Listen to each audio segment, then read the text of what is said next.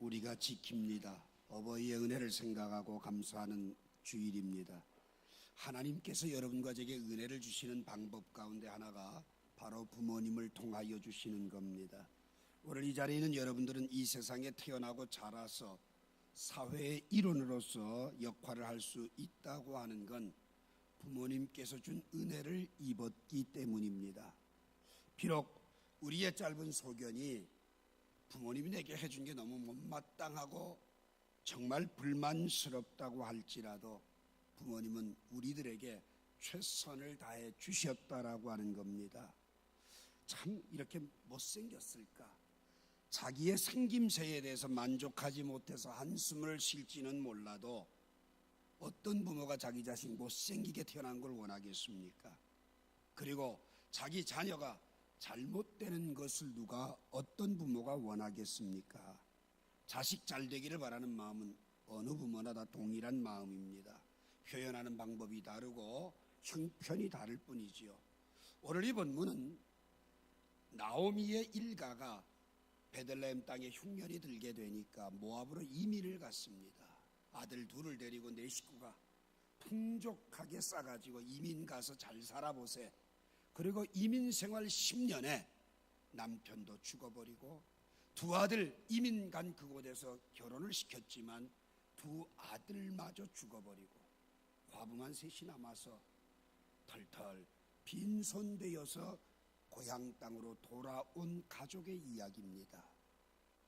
나오미라고 하는 시어머니와 두 며느리 중에 오르바라고 하는 며느리는 되돌아가 버리고 끝까지 함께 하겠다고 따라온 루시라고 하는 모압 여인과 두 고부간에 살아가는 삶의 스토리를 이야기하고 있는 것이 오늘 본문입니다. 오늘 이 본문은 이방 여인 며느리인 루시, 베들레헴 여인인 시어머니 나오미의 말에 순종하고 정말 목숨을 걸고 공경하고 있는 모습을 우리는 보게 됩니다. 그런 과정 속에서 하나님은 어떤 은혜를 베풀어 주시고 어떤 일들을 준비하고 계시는가를 우리는 여기에서 발견하게 됩니다.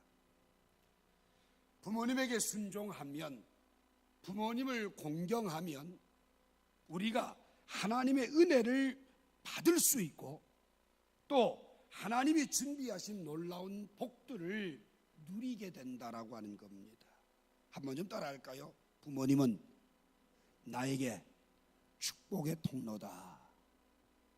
이것만 여러분들이 이 말씀 속에서 확실하게 각인한다면 여러분의 삶은 달라질 줄로 믿습니다.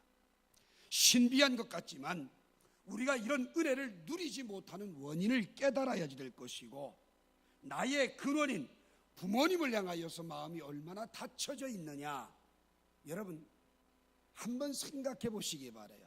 자식을 향한 마음에 10분의 1만 부모님을 향해도 그 사람은 닫혀진 사람이 아니에요. 그런데 오늘 이 본문 말씀 속에 보게 되면 2절에서도 루시 시어머니에게 내가 누구의 은혜를 입으면 밭에 가서 그를 따라가서 이삭을 줍겠다, 이런 이야기를 합니다.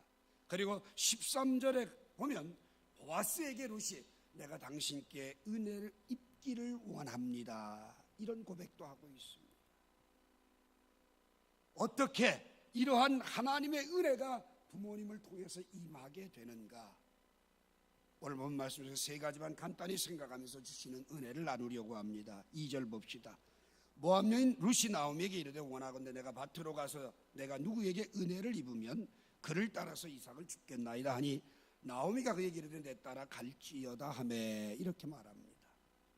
여러분, 나오미와 룻은 이민 생활 10년을 청산하고, 특별히 룻 같은 경우는 자기의 고국 땅을 버리고 역이민, 나오미는 고향으로 돌아왔지만 룻은 역이민의 상태로 지금 돌아오게 된 겁니다.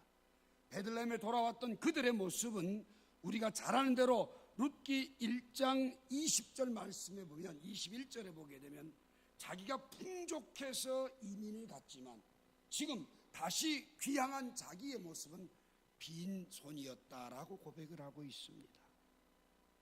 그런데도 불구하고 이 빈손으로 돌아오는 나오미를 두 며느리가 따라오려고 할 때 나오미는 거절을 합니다. 다 너희는 이 모압 땅에서 잘 살으면 좋겠다. 왜? 내가 이 늙어서 다시 아들을 낳는다 해도 그 세월은 부직 있을 거고 그럴 소망조차도 없으니 너희는 너희 갈 길을 가라고 자유하게 해주고 홀로 돌아오려고 했습니다. 그때 오르바라고 하는 며느리는 그 시어머니에게 입맞추고 그냥 고향 땅에 남게 돼버리고, 룻은 어머니의 가는 곳에 내가 가겠고 어머니와 죽는 일 외에는 절대로 헤어지지 않을 것이고, 어머니가 무엇을 하든 나는 어머니를 따르겠습니다. 목숨 걸고 그 어머니를 섬기겠다라는 한 가지 의지를 가지고 낯선 베들레헴에 온 것입니다. 자, 그러면 여러분, 늙은 시어머니, 빈손 털털 빈 시어머니, 그 시어머니를 복양하기 위해서 밭에 이삭을 준다면 그냥 가서 죽는 거예요. 근데 오늘 보면 2절에 보면 룻은 그렇게 하지 않고 어머니, 나로 누구에게 은혜를 위해 밭에 가서 이삭 좀 주워가지고 오겠으니 허락해 주십시오. 내 따라 갈지어다. 허락을 받고 갔다는 겁니다. 자, 여러분, 이스라엘의 풍습에는 레위기 19장 9절에 보게 되면 추수를 할 때에 이삭이 떨어지면 절대 죽지 못하게 돼 있어요. 왜냐하면 나그네를 위한 하나님의 배려요, 또한 어렵고 가난한 사람, 농토가 없는 사람, 고아와 과부들에게 양식을 제공해 주시고자 하는 하나님의 뜻이었습니다. 어떻게 말하자면 요즘으론 사회적인 지원 방법이 되기도 하지만 자발적으로 모두가 다 구제에 참여하게 하는 방법이기도 했습니다. 이런 문화가 조성될 때에 그 나라는 은혜로운 나라가 될 수 있겠지요. 물질의 우상이 모든 기독교인의 가정들까지 침투해서 자기밖에 모르는 이기적인 삶을 살아가는 여러분과 제게 다시 한번 하나님의 은혜가 임하는 역사가 바로 나만을 위해 사는 데는 없다라는 사실입니다. 남을 배려하고 남들에게 나누어주는 나눔의 장소에 그 은혜가 있다라고 하는 거죠. 그래서 룻도 그 이삭을 줍기 위해 나가게 된 것입니다. 이삭을 주우러 밭에 나가면서 그 노모인 시어머니를 섬기기 위해서 생애 필사적인 현장으로 나가는 건 너무나도 당연한데도 불구하고 그 어머니에게 묻고 그 어머니의 허락을 받고 나갔다는 것, 이것이 바로 여러분과 제가 배워야 될 순종입니다. 자, 보십시오. 힘 있는 사람, 예를 듭니다. 부모님이 부유해요. 그러면 아무 말 안 해도 자녀들은 다 쩔쩔매고 순종을 해요. 그런데 그 부모님이 아무것도 해줄 수 있는 능력이 없어요. 오히려 나에게 요구를 하고 도움을 달라고 그래요. 그럼 여러분 변하지 않습니까? 부모님 알기를 우습게 여기지 않습니까? 무능한 부모를 향하여서 좀 거만해지지 않습니까? 돈 몇 푼 번다고? 바로 그것은 순종이 아니라는 겁니다, 여러분. 오늘 이 시간 여러분과 제가 기억합시다. 우리들이 살아가면서 내가 어디를 출타한다, 그때 부모님께 말씀을 드리고 내 이렇게 다녀오려고 하니 허락해 주세요, 이렇게 합니까? 여러분 마음대로 움직이지 않아요. 뭐 내가 가는 것까지 허락받고 다녀야 되냐고 오히려 역정내지 않나요? 여러분과 제 삶에 하나님의 은혜가 임하기를 원하려면 너무나도 당연한 일이지만 그 일조차도 허락을 받고 가는 변치 않는 중심의 순종의 자세가 필요하다는 겁니다. 5월 8일 어버이날을 맞이해서 근무하느라고 못 가신 분들이야 선물을 보내면서 전화 한 통화라도 사랑한다는 고백을 하고 카네이션을 달아드리는 분들도 계실 것입니다. 그런데 여러분, 그런 형식에만 치우쳐서 뇌리 속에서 부모님의 마음을 읽지 못하는 어리석은 모습이라고 한다면 그 사람에겐 은혜는 없습니다. 지금 내 삶이 곤고하고 힘든데 부모님까지 어떻게 내가 챙기겠느냐, 이런 사람에겐 메마른 삶밖에 없다는 것입니다.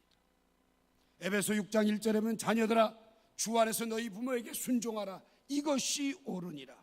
내 아버지 어머니를 공경하라, 이것이 약속 있는 첫 계명이니 이로써 내가 잘되고 땅에서 장수하리라고 말씀하고 있습니다. 여러분, 골로새 3장 20절에 보면 자녀들아 모든 일에 부모에게 순종하라. 이는 주 안에서 기쁘게 하는 것이니라고 말씀을 하고 있습니다. 부모님이 능력이 있어서, 부모님이 경제력이 있어서 그 말에 듣고 그 무엇인가 얻어내기 위해서 하는 건 절대로 순종이 아닙니다. 부모님이 무기력하고 무능력한데도 불구하고 부모님의 권위를 인정하고 그 부모님께 순종하는 것이 진정한 은혜가 임하는 순종임을 기억하시기 바랍니다. 잠언 6장 20절에 보면 내 아들아 내 아비의 명령을 지키며 내 어미의 법을 떠나지 말고 그것을 항상 내 마음에 새기며 내 목에 매라. 그것이 내가 다닐 때에 너를 인도하며 내가 잘 때에 너를 보호하며 내가 깰 때에 너와 더불어 말하리니 대저 명령은 등불이요 법은 빛이요 훈계의 책망은 곧 생명의 길이라고 말씀합니다. 얼마나 부모님을 향한 순종이 내가 사는 길인가를 명확하게 설명하는 메시지입니다. 레위기 19장 32절엔 너는 셋머리 앞에서 일어서고 노인의 얼굴을 공경하며 내 하나님을 경외하라. 나는 여호와니라. 하나님께서 하나님을 경외하는 데 있어서 더 우선순위하는 게 뭐냐? 너를 낳아준 부모에 대한 공경이라는 겁니다. 하나님을 경외하는 방법에 부모님을 향한 공경을 잃어버리면 그건 하나님 경외하는 게 아니라는 겁니다. 왜 그럴까요? 생명의 근원이 부모님이기 때문입니다. 나라는 존재의 근원이 부모님이기 때문입니다. 존재의 근원도 똑바로 알지 못하면서 거기에 대한 순종도 바르게 못하면서 그러면서 하나님을 경외한다는 것은 거짓말에 지나지 않는다는 겁니다. 오늘 이 시간 룻처럼 정말 부모님을 향한 변치 않은 마음의 순종, 내 생명의 근원 되신 그분을 향한 순종을 통하여서 하나님의 은혜가 임하는 축복이 있기를 주의 이름으로 축원합니다. 두 번째로 3절 봅시다. 룻이 가서 베는 자를 따라 밭에서 이삭을 줍는데 우연히 엘리멜렉의 친족 보아스에게 속한 밭에 이르렀더라.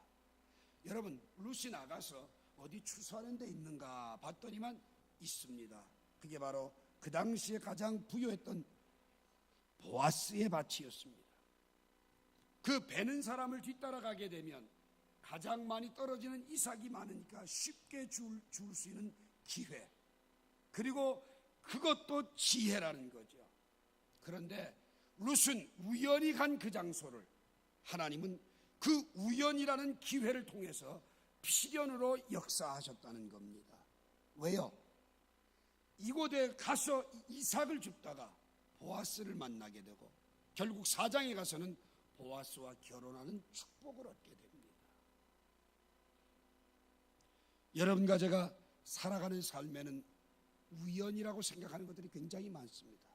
우연이 됐어, 우연히 갔더니, 이런 말들을 참 많이 합니다. 그런데 그 우연이라고 하는 기회는 바로 은혜를 받을 수 있는 축복이라는 겁니다. 여러분과 제가 룻을 통하여서 어떻게 우연을 필연으로 바꾸는 축복이 될 것인가, 적어도 세 가지는 바르게 인식할 수 있길 바랍니다. 첫 번째는 부모를 공경하기 위한 열정입니다. 부모를 공경하기 위한 열정. 여러분 1장 16절 보면 룻이 이르되 내게 어머니를 떠나며 어머니를 따르지 말고 돌아가라. 강권하지 마옵소서. 어머니께서 가시는 곳에 나도 가고 어머니께서 머무시는 곳에 나도 머물겠나이다. 어머니의 백성이 나의 백성이 되고 어머니의 하나님이 나의 하나님이 되시리니 어머니께서 죽으시는 곳에서 나도 죽어 거기 묻힐 것이라. 내가 만일 죽는 일 외에 어머니를 떠나면 여호와께서 내게 벌을 내리시고 더 내리시기를 원하나이다. 이 룻이라고 하는 여인은 두 가지 선택을 할 수 있어요. 자유하여서 고향 땅에서 편안하게 살 수가 있고, 늙은 시모님, 복량을 해야 되는 십자가를 선택을 해야 되는 두 가지 선택의 기로에서 룻은 십자가를 선택했다라고 합니다. 이 십자가를 선택한 것이 우연히 필연으로 만드는 축복입니다. 오늘 여러분과 제게는 늘 두 가지 어떤 일들이든 선택을 하게 됩니다. 그 선택을 할 때에 쉽고 편한 거 선택하지 마십시오. 그것은 잘 될 것 같지만 나로 멸망에 이르게 하는 것입니다. 좁고 협착하고 힘든 것 같지만, 십자가 지는 것 같고 어려운 것 같고 힘든 것 같지만 감당할 힘 그분이 주시는 줄 믿으시기 바랍니다. 이게 오늘 본문에서 여러분과 제가 배워야 되는 거예요. 우연을 필연으로 만드는 하나님의 섭리의 손길은 이러한 부모를 향한 공경의 열정을 우리는 통해서 이루어지고 있다는 겁니다. 두 번째로는 추수의 현장을 찾는 지혜입니다. 추수하는 곳에 가서 이삭을 주울 수 있다라고 하는 것. 남들이 다 추수가 끝난 뒤에 이삭을 주워간 뒤에 밭에 가서 찾는 것이 아니라, 기회는 늘 있는 것 아니죠. 어리석게도 우리는 주어지는 기회도 놓치는 그런 삶을 삽니다. 에베소 5장 15절에 보면 그런즉 너희가 어떻게 행할지 자세히 주의하여 지혜 없는 자같이 하지 말고 오직 지혜 있는 자같이 하여 세월을 아끼라. 때가 악하니라라고 말씀합니다. 세월이라고 하는 그 주석을 이렇게 밑에 내려가서 보게 되면 기회를 사라 이렇게 되어 있습니다. 기회라고 하는 건 지금뿐이고 이 순간뿐이고 오늘뿐입니다. 오늘 이 시간은 여러분에게 영원히 회수되어지면 다시는 돌아오지 않는 시간입니다. 오늘 예배할 수 있는 기회를 놓쳐버리면 다시는 없습니다.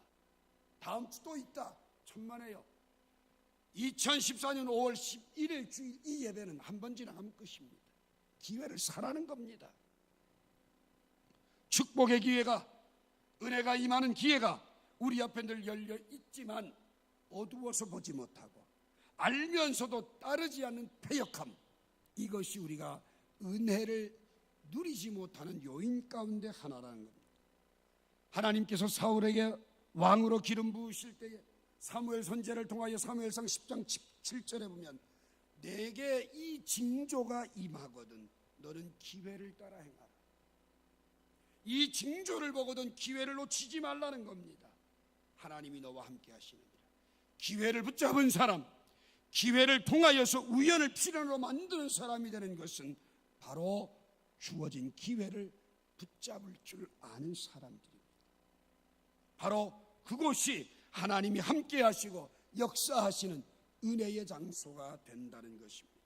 전도서 9장 11절에 보면 내가 다시 해 아래서 보니 빠른 경주자들이라고 선착하는 것이 아니며 용사들이라고 전쟁에 승리하는 것이 아니며 지혜자들이라고 음식을 얻는 것이 아니며 명철한 자들이라고 재물을 얻는 것도 아니고 지식인들이라고 은총을 입는 것이 아니니 이는 시기와 기회는 그들 모두에게 임하느니라.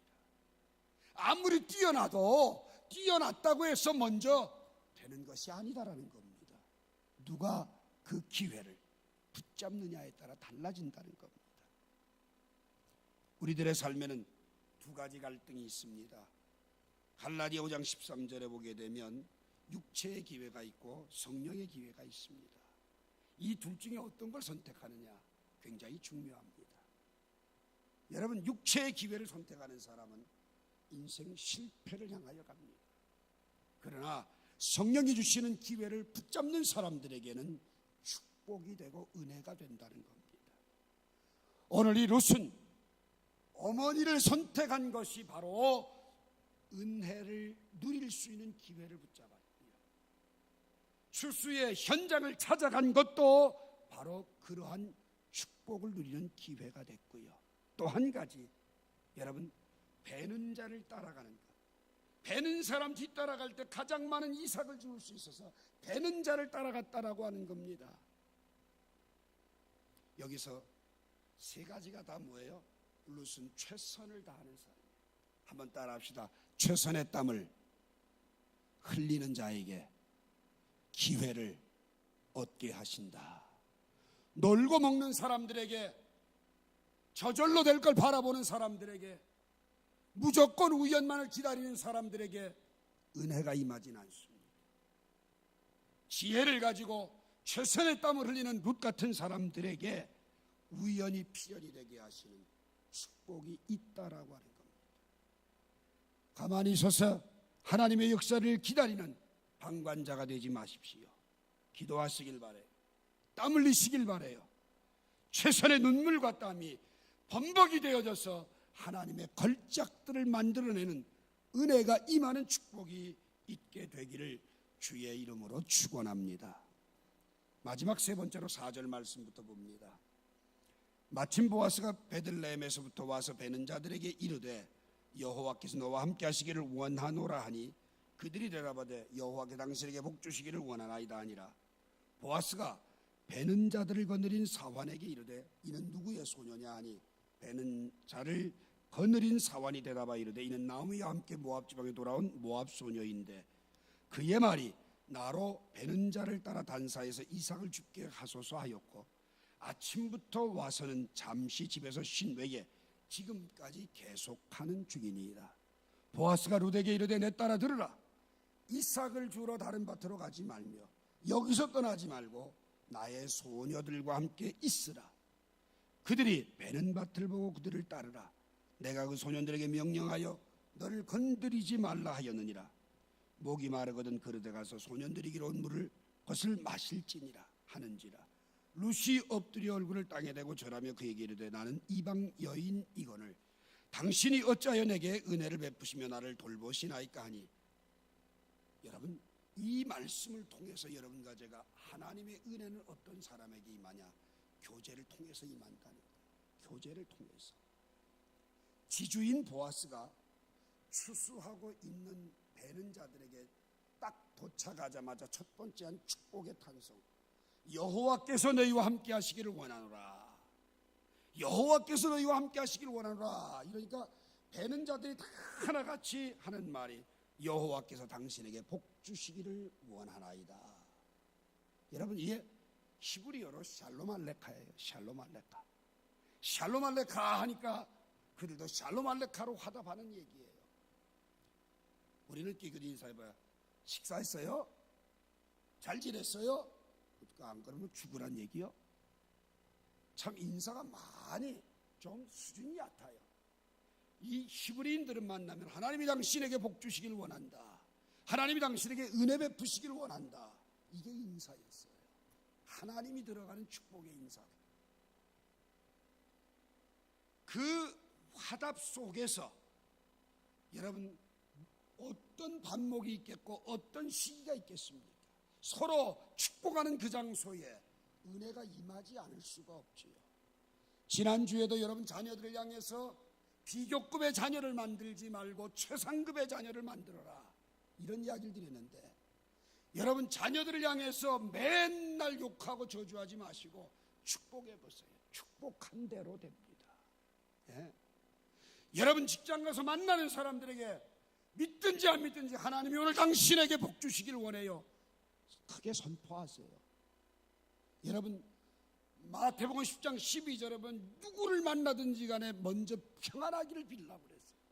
그러면 그 평안이 그에게 임하겠고 그가 그 평안을 받지 못한다면 내게 돌아오리라 그랬어요. 이제부터는 여러분 누굴 만나든지 하나님이 당신에게 복 주시길 원해요. 그게 낯뜨겁고 힘들거든. 샬롬 알레카레도 해보세요. 그건 우리들이 꼭 은혜를 누릴 수 있는 축복 중에 하나입니다. 축복하는 자에게 은혜가 임한다는 겁니다. 베는 자와 보아스가 서로 교제가 이루어지는데 축복하는 교제가 이루어지니까 거기에 은혜가 임하더라는 겁니다.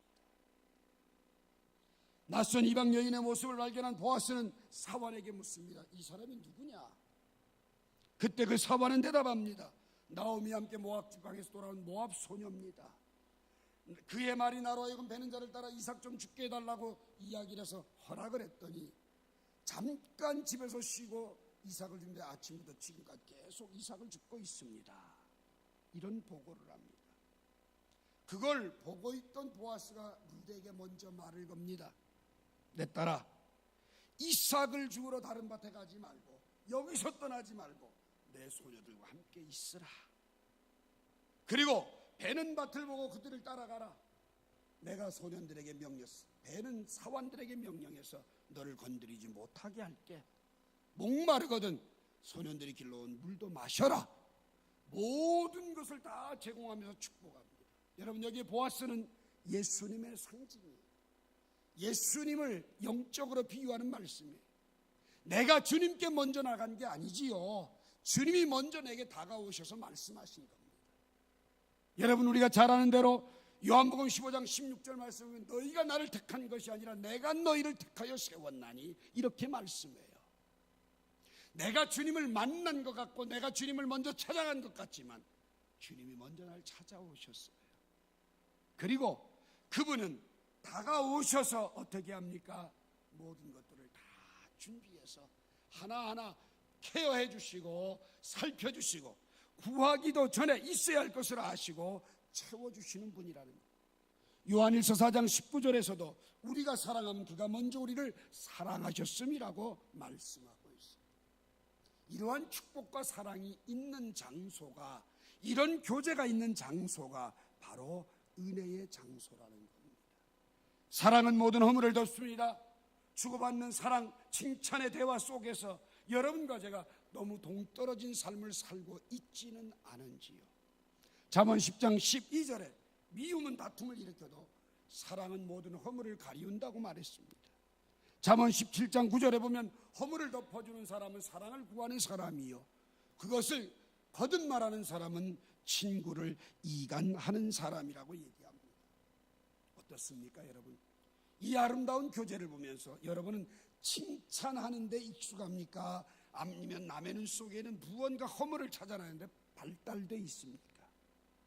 상대의 문제를 찾아내는 데는 아주 익숙해져 있어도 칭찬하고 세워주는 데는 너무나도 부족함을 느끼신다면 오늘 우리 가운데 은혜는 없습니다. 누구를 봐도 칭찬할 줄 알고 격려할 줄 알고 세워줄 줄 알고 그리고 누구를 봐도 먼저 축복할 줄 아는 것, 이것이 바로 은혜가 임하는 축복의 장소입니다.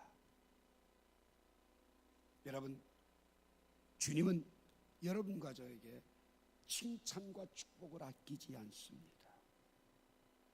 부모님들은 자녀를 향하여 칭찬과 축복거리를 찾으십시오. 자녀들에게 포악스러운 말을 하지만 뒷전에서는 팔불출처럼 자기 자식을 자랑하는 게 부모님입니다. 칭찬을 자녀들에게 줄 수 있다면 거기엔 은혜가 있습니다. 누구를 보든지 누구를 만나든지 형제의 눈 속에 있는 티를 찾으려고 하지 마시고 먼저 내 눈 속에 있는 들보를 깨닫는 여러분과 제가 되길 바랍니다.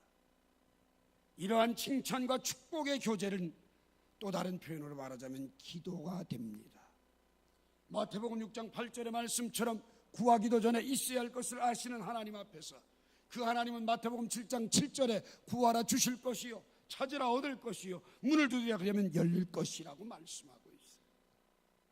오늘 이러한 교제가 필요하고 부모님과 내가 칭찬과 사랑의 교제를 나누면 은혜가 임합니다.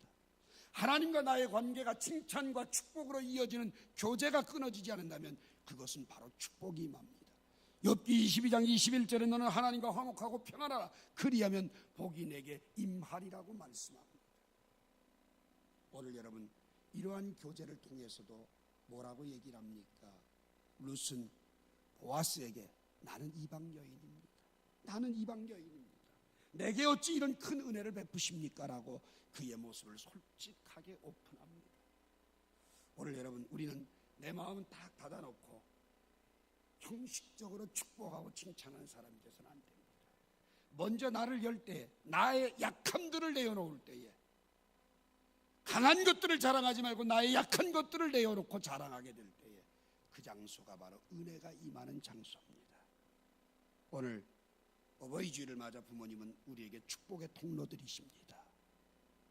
그 하나님의 은혜가 임하는 방법은 첫째는 순종을 통해서, 두 번째는 기회를 통해서, 세 번째로는 교제를 통해서 은혜가 임한다는 사실을 기억하시고 오늘 이 은혜에 장애물이 되고 있는 것들이 무엇인가?